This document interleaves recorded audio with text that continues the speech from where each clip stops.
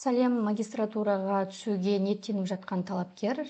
Бүгін біз тест талдауымыздың екінші бөлімін жалғастырамыз. Ағылшыннан бұл бізде жалпы 50 сұрақтан тұратын тест. Бірінші, сіздерде тестте listening, тыңдау беріледі. Екінші, грамматикадан тесттер беріледі, сұрақтары, және де үшінші, reading, мәтінді оқып, соған сәйкес сұрақтың жауабын табу беріледі. Енді біз осы жерде грамматикаларды талқылайтын боламыз. Біздің бірінші бөлім YouTube каналымда менің бірінші бөлімі бар. Бірінші бөлімді көріп алғаныңыз дұрыс, өйткені ол жақта да біраз грамматикалық сұрақтар талқыланған. Мынау бізде енді екінші бөлімі. Енді кеттік, бастайық. Бірінші сұрақ. I have to buy a lot for my new apartment. Мына жерде бізде берілген furniture деген сөз негізі мебель немесе жиһаз деген мағынаны білдіреді. Енді мен жаңа үйіме көп деген жиһаздар сатып алуым керек дейді. Енді ағылшын тілінде мынандай ереже бар. Негізі өзі қатып қалған сөздер бар. Ол бір штук болса да, жекеше түрде тұрса да, көпше түрде тұрса да, ол сөз өзгермейді. Өзі сондай сөздер бар. Ол сөздерді исключение деп атаймыз, ол сөздерді тек адамдар жаттап алу қажет. Осы сөздердің құрамына біздегі осы furniture, мебель деген, жиһаз деген сөз кіреді. Енді бізде мына жерде I have to buy a lot of деген көп жиһаз болғанымен, біз оған s жалғай алмаймыз, furniture болып тұра береді. Ол көп болса да, немесе бір штук болса да, ол furniture күйінде қалады. Сонда бізде бірінші A варианты дұрыс. Келесі екінші сұраққа көшсек, екінші сұрақта Lake Baikal is the deepest one in the world. Біз бірінші бөлімдегі тест талдауда айтып кеткенбіз. Жалқы есімдердің алдына ешқандай артикль қойылмайды. Өзі бізде екі артикль бар. Белгісіз артикльдер, an, және де белгілі артикль the артиклі. Енді бізге сол екі артикльді берген, міне an, сосын the-ні, және де ешқандай артикль қойылмайды. Бізде жалқы есім дегендер, қазақ тілінде өзінің ережесі бар. Жалқы есімдер дегеннің.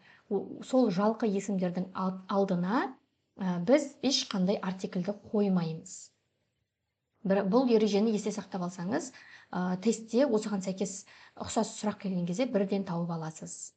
Келесі сұраққа көшсек, I didn't have an umbrella, so Helen gave me.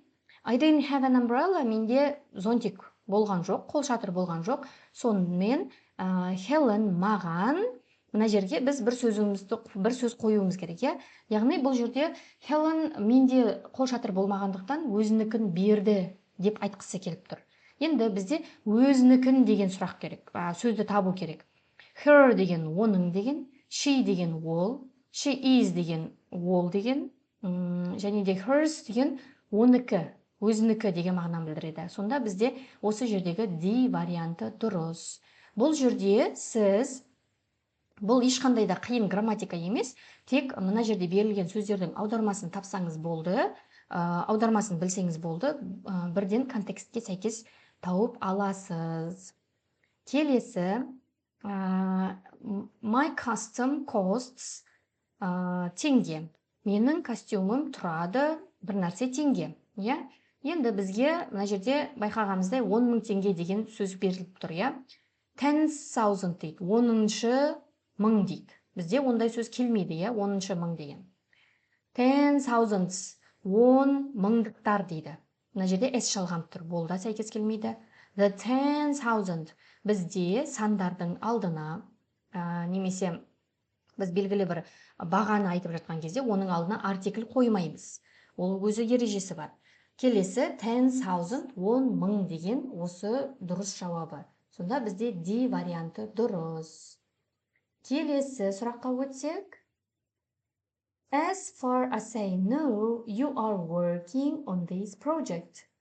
Менің білуімше, сен осы project деген проект, жоба. Осы жоба бойынша жұмыс істеп жатсың дейді. Менің білуімше, сен осы жоба бойынша жұмыс істеп жатсың.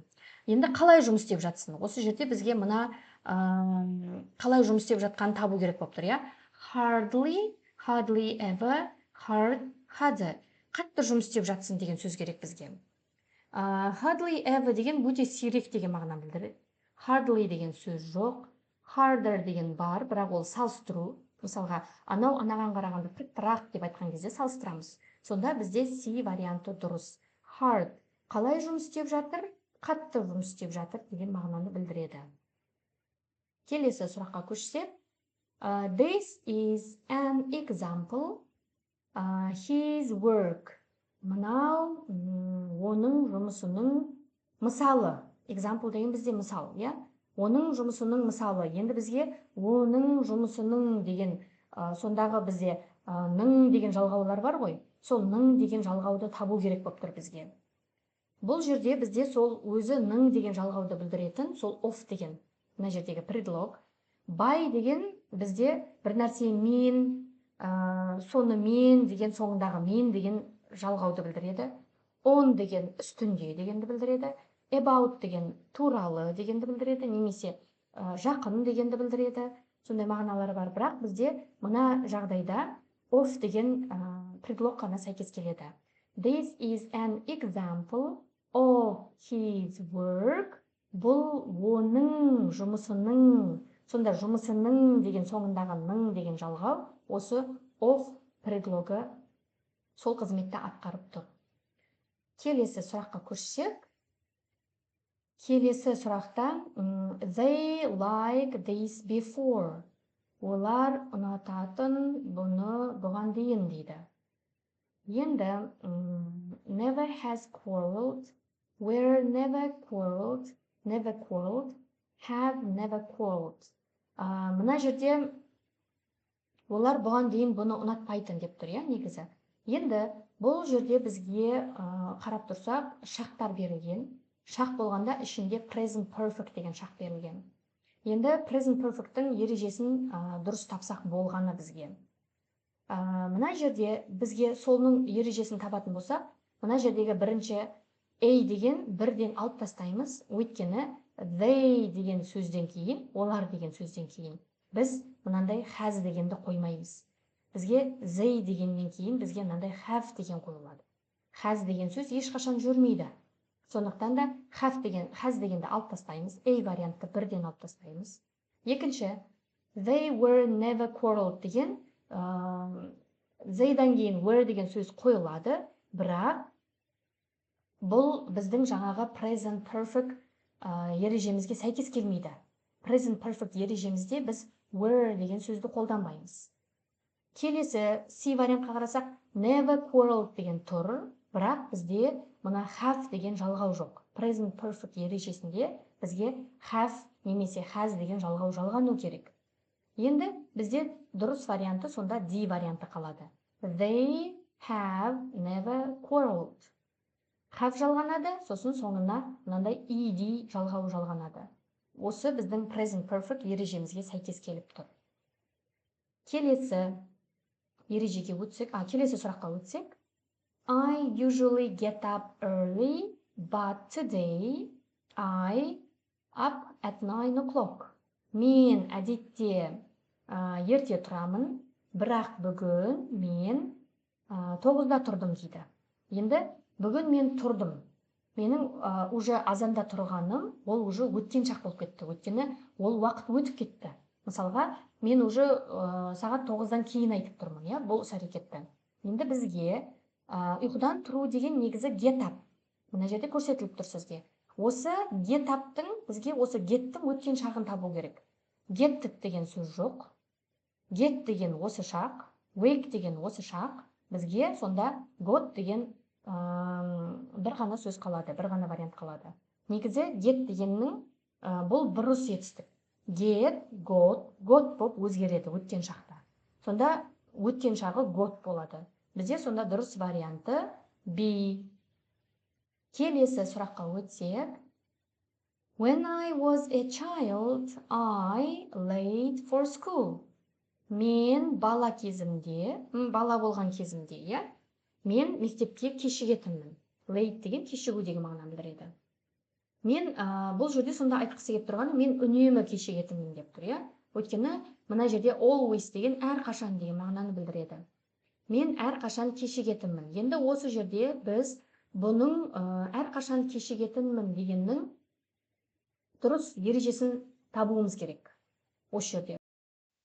Енді осы жерде қарайтын болсақ, мен бала кезімде үнемі мектепке кешігетін едім дегеннің өзінің ол бұрын әрқашан мен соны істейтінмін дегеннің өзінің ережесі бар да арнайы. Ол бізде was және were, сосын ары қарай жаңағы always әрқашан деген сөздің жалғану арқылы жасалады.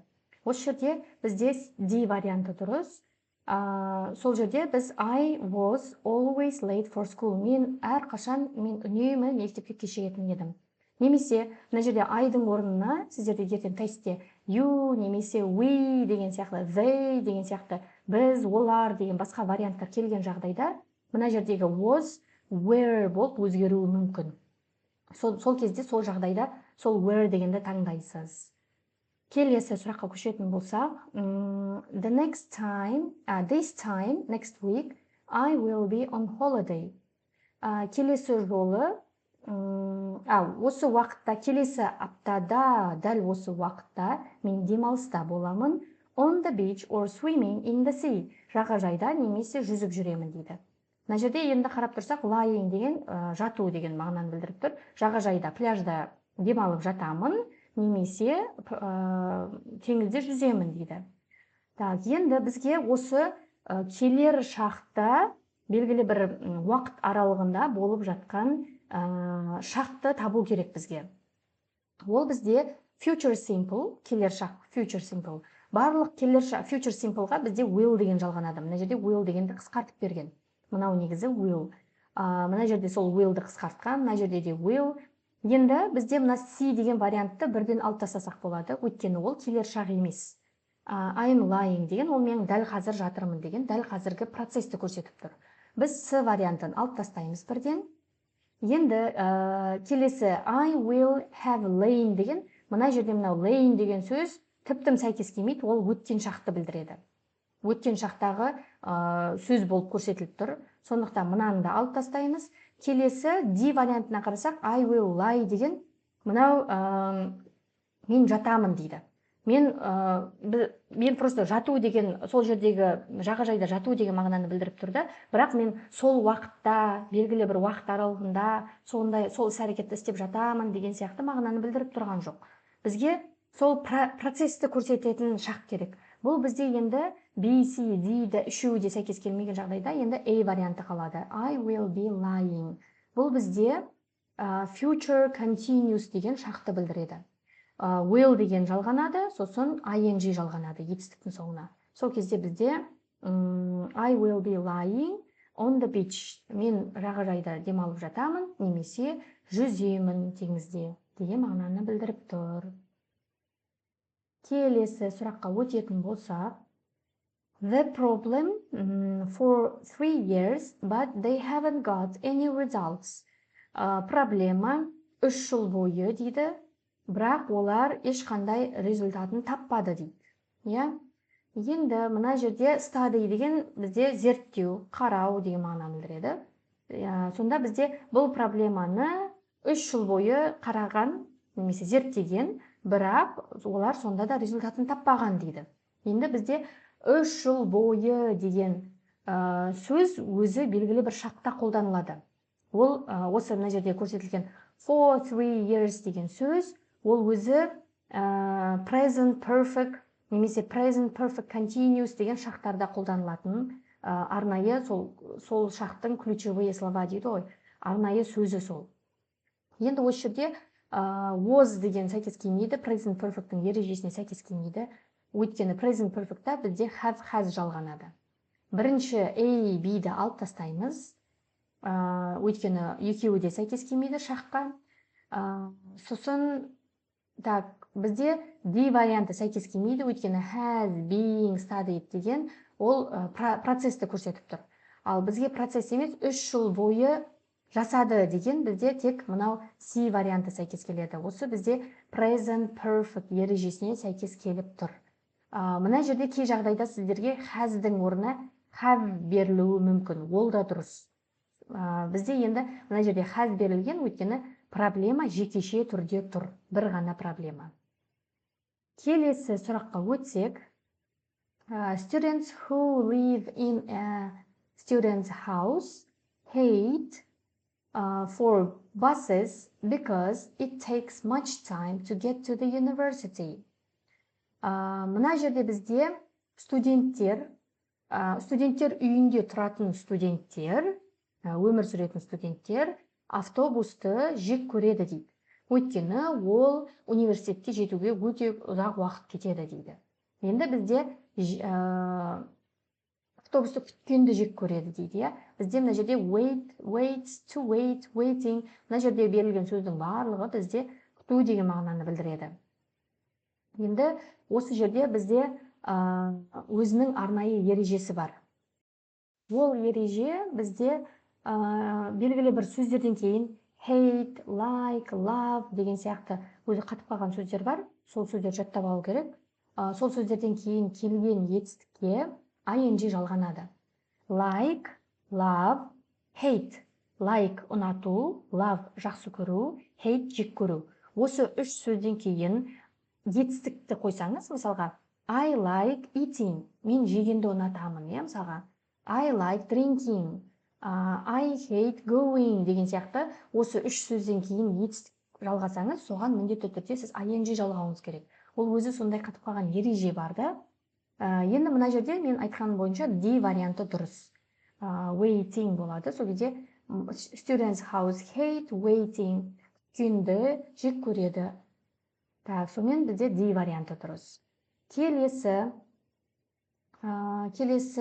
сұраққа өтсек, бұл жерде бізде my work, I decided to go to the cinema дейді. My homework, үй жұмысымды, сосын мен шештім кинотеатрға баруға шешім қабылдадым дейді. Енді аяқтау ғой мына жерде берілген, finish деген. Мен үй жұмысымды аяқтай сала, кинотеатрға баруды ұйғардым, немесе баруға шешім қабылдадым. Бұл жерде енді бізде үй жұмысымды аяқтай сала, бір нәрсені бітіре сала, мен оны мысалға бара сала дегеннің өзінің арнайы ережесі бар. Ол бізде сол ереже having finished. Осындай ing мен жүреді. Having finished, бітіре сала, істей сала, мысалға бір нәрсені бітіре сала деген мағынаны білдіреді. Мына жерге having finished'тің орнына басқа да сөз келуі мүмкін сізге, мысалға having eaten, having мысалға жеп бола сала, мысалға тамағымды жеп бола сала, мен мектебіме барамын деген сияқты, жуынып бола сала, мен далаға шығамын деген сияқты. Осы жағдайларда бізде осындай ing структурасымен жүреді. Осы жерде енді бізде A варианты дұрыс. Келесі сұраққа өтетін болсақ, what your country can do for you, ask what you can do for your country. Президент Джон Кеннеди. Бізде мынау Джон Кеннеди деген ақш-тың президенті бар. Соның мынау айтып кеткен сөзі. Мемлекет маған не істей алады деп сұрама дейді. Мен керісінше мектепке не істей аламын деп сұра дейді. Бұл бізде мақал, нақыл сөз айтылған. Енді мына жерде мемлекет маған не істей алады деп сұрама дейді. Бізге сол сұрама деген сөз қажет. Ask деген сұрау, should ask саған сұрағаның дұрыс. Ask not деген бұндай сөз жоқ, бұндай структура жоқ, бұндай құрылым жоқ бізде ағылшын тілінде. Ал don't ask деген бар. Don't ask деген сұрама деген мағынаны білдіреді. Мысалға don't speak, сөйлеме, don't go, барма, don't run, жүгірме деген сияқты. Соның барлығының алдына сіз don't жалғайсыз. Енді бізде осы жерде сол D варианты дұрыс.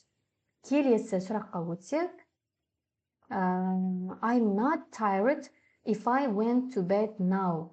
Мынау бізде соңғы сұрақ. I'm not tired, мен шаршамадым. If I went to bed now, егер де мен қазір жатсам ұйықтауға, мен ұйықтамас едім деп тұр, бізге сол вариантты табу керек.